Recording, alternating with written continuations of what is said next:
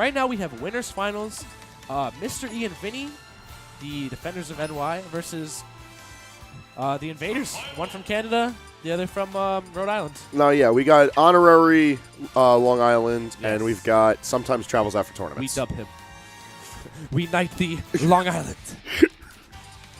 So yeah, we got Ryu Marth versus Double Cloud, maybe. I know that Eric and Vinnie like to dabble with their clouds and doubles. Yeah, the Double Cloud is definitely an option that we could see out of them, but they've won a lot of AONs with it. Yep, there you go. And they're looking to take an AON ran event. You know what? Most potent team in doubles. I don't think that's even arguable. There's just so much that comes from it. You get a character that can support and a character that could be on the front lines almost at the same time. And when you have two of them, the synergy is just phenomenal. Everything in Cloud's kit meshes so well with himself.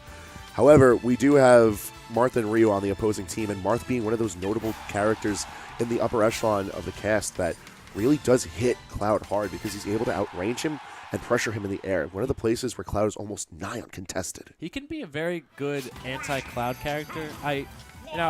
Most would argue that the matchup's either even or Cloud favorite, but Marth has the tools to properly mitigate all of Cloud's spacing options and also just keep him off stage when Limit is not online. However, taking the battlefield, and right now we're just seeing the Stairway to Heaven come out from the red team as it just do the flurry of bench presses right there on the red team. Locus already sitting at 99%. The game's only 20 seconds in. Yeah, it's a hard knocks life for a guy who doesn't really buy things. He can't have a sword of his own. Unfortunate for Ryu, but plenty of kill power behind blue team. Sword or not, if Locus and Pugwest can get their footing, they can really make the most out of Battlefield's layout. Locus going to be making it back. I don't really see a lot of team combo potential coming from the blue team, but their kill power, I'm definitely seeing a lot. It's up to them, however, how they're going to deal with these two Clouds who have been grinding these characters every single week in doubles. Missed grab and a missed execution from Locus. He's going to take a shot at a second Cloud, but not going to be able to get it. He's just going to keep on throwing it out. That was clean. Yeah, I mean, if it ain't broke, don't fix it. Like, he's not one fish short in this scenario. Nah. Mans knows that if he duffs enough heads, he's going to be getting kills somewhere. That's true. If you just wake up DP out of everything, you might win Evo. Never know, man. Yeah, but right now, honestly, great stuff right there from Vinnie and Mystery. They've been doing such an amazing job of keeping Locus above them that Locus really can't do anything on the ground. Those up airs are just mitigating so much space, and Locus is feeling like he's got a ball and a chain shackled to him while he's on that platform. He can't get down at all. Things are looking very rough as Red Team remains reserved while they're in deep control of this. However, that is one dead Vinnie stock. Yes. Decimated by Locus as Blue Team tries to take themselves back in here. However, they're sitting at these low percentages, still at a stock deficit. Blue Team's got quite the hill to climb if they're going to try and take the momentum out from Red Team. Now, Pugwest really just been kind of getting his hits in here and there. Not really been seeing him come in to save Locus too much, but he has been hanging back when a conversion arises, and he's just really taking his hits where he can get them. If he can get a stray hit that'll lead to knocking Cloud off stage, that's good. That's what Marth really needs to excel at in this matchup, especially on the stage. Calling out the jump in from Locus. We got the Limit Blade Beam, but it's not going to be killing just yet. Sitting at 131. That is a lot of pressure that can come out from Locus, just being able to stand idly by, trying to protect Pug, but he needs to be a bit more proactive in how he manages to help out his teammate. Standing can only be so threatening. I believe that was a friendly fire team kill right there. Locus had a lot of rage there that he could have used to benefit him in taking these stocks off of Vinnie and Mr. E. But it just seems like they're having a lot of difficulty getting Cloud in the air and also just struggling to get their kills.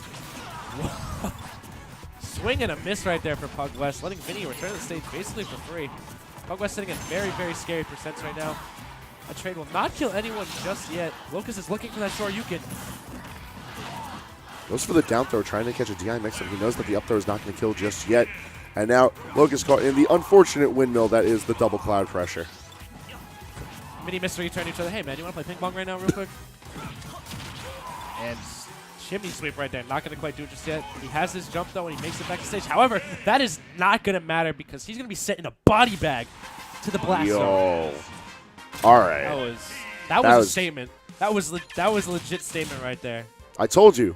It's team, we really want to win this. Say what you will about Double Cloud, but the amount of pressure that comes out from this character, especially with the coordination behind Red Team, is something to behold. Pug switching to Lucina, I definitely think Lucina actually in some scenarios is the better doubles character. She requires a lot less of the precision that Marth really requires. I think Pug was maybe trying to rely on getting like early kills since Marth can be very, very scary if he gets a tipper, but I just didn't see a lot of scenarios, so I definitely agree with this counter pick a lot because Lucina thrives off of, she can convert off of almost any team combo, and she has very solid kill power. And she also has all the tools that Marth already has. I'm not quite sure how Pugwest flew in at that angle, but he just curved the bullet in the worst way possible as Red Team takes a rather dominant lead very early on into this game. It's looking very good right there. Like, that early stock is going to, like, set them up very, very nicely for the rest of this game here. And they've already got so much damage already on Pug's second stock. Pugwest just can't seem to be letting that cross-slash rip right there. Going to hit his teammate, but he's going to get that stock off of Locus. Red Team looking very, very dominant at the beginning of this game, too.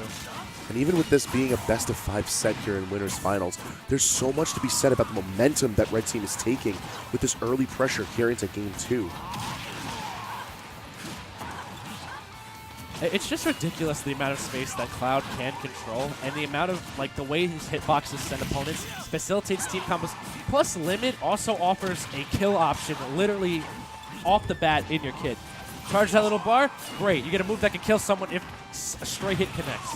It's ridiculous. Character's kind of good. Yeah, she's pretty good. I feel like one of them might be all right, but 2 is pretty solid. 2 is very solid. If, you know, when you're going out, man, you got to pack your Cloud in your pocket, dudes.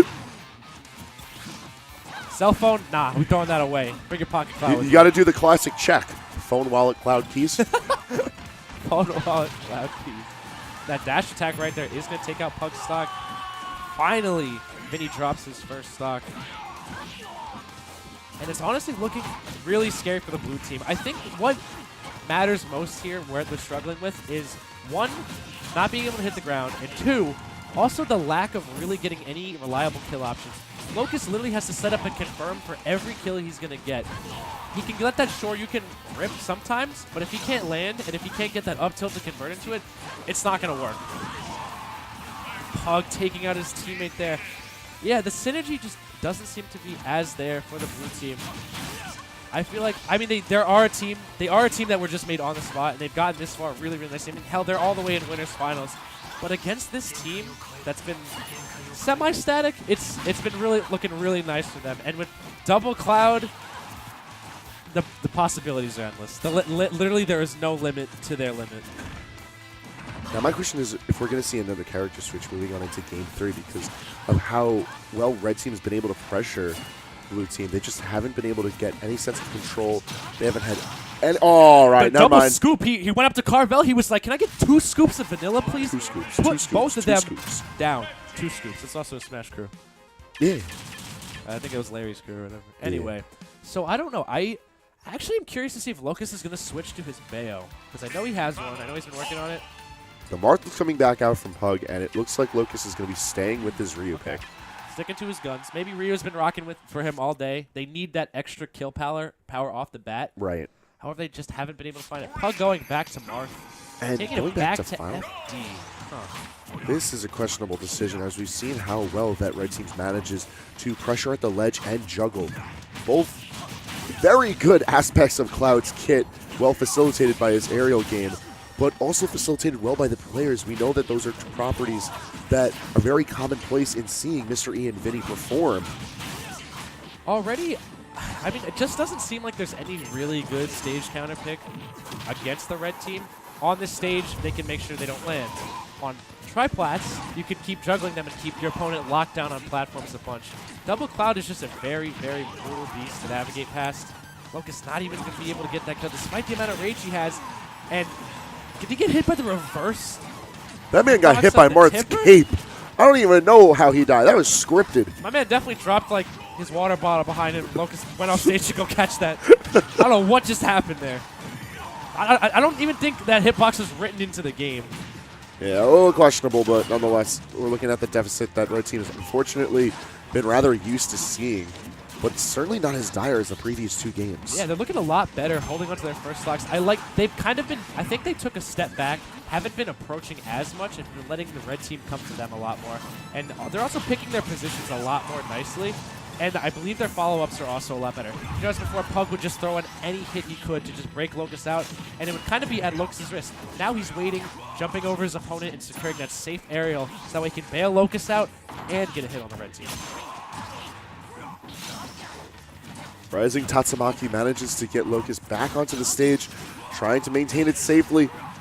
And blue team desperately trying to maintain some sense of stage control, but with both Pug and Locus dropping their stocks out, it continues to look like a dire situation as red team furthers their grasp onto the winner side of grand finals. That feels the worst, honestly. When you both just lose your stocks at the same time, you're like, uh-oh. No, yeah, synchronized swimming is not the best. Not in this game at the very No, because you're drowning in that pool at that point. However, Pug and Locus not out just yet, and they can just got the red team in very high percents. That Shoryuken is going to take it right there. We got another one set up. No, not going to quite get it just yet. But good stuff, honestly. They're playing so much more patiently than they were the first 2 games. I think it's really paying dividends right now for the blue team. They're using their aerials very nicely, and they're not really running in brazenly to just get windmill comboed left and right. I feel like one of the biggest changes to blue team that has allowed them to keep things so close is the choice of moves that Pugwest is offering, and also how evasive Locus has been performing. We've seen him weaving in and around this pressure from red team, just waiting for Pug to provide him with an opportunity to go in for the kill. And when fists are flying, you get yourself right into a lead. My boy got the 2-for-1 special. And now things are actually looking bad for once for the red team. Pug and Locus have managed to just bring it back together. I actually love that forward air right there. Even though it looked like he was just throwing it out, it got Locus in a lot safer position, because if he was trapped at the ledge, it would have given Vinnie more ammo to trap both characters at the ledge. Right. And now this is looking very good. If Pug can just hold on to this stock right here, it's going to be looking very, very nice for the blue team. And they're going to be poised to take this Game 3 here at ORION Winners Finals. They're going to be at least taking this Game 3 as they move forward. That Shin Shoryuken really coming in clutch for red team. That was... 1, 2. My boy had 2 extra fists to cover that 1 fist short. Yeah, nah, that was looking good. But can they take that momentum into the next game? They might be able to, honestly. I don't see a switch coming out from the red team. I doubt they would. The pressure from Double Cloud has just been way too big. However, with stage pick advantage, do you think they're going to be moving elsewhere? They're drifting to town. Town is looking a little sus because of killing off the top for Locus. It's I believe, one of Ryu's best stages.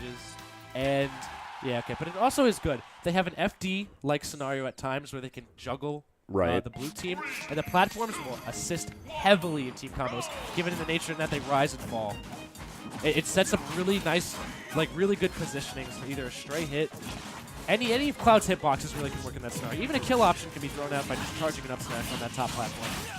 And right now, already so much damage being tacked off right from the get-go. We saw, however, this start from last game, and lo and behold, blue team just bided their time, hung in there.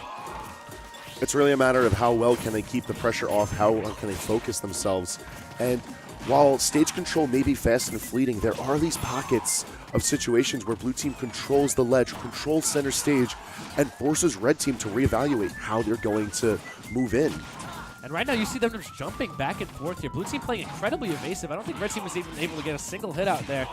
And it's working really nicely, the fact that they're dividing the 2 Clouds from each other. Cloud works the best when they're comboing with each other and they're in close proximity so they can get follow-ups on each other. If you separate those 2 guys, however, 1, they're not going to probably be able to save each other unless it's on stage.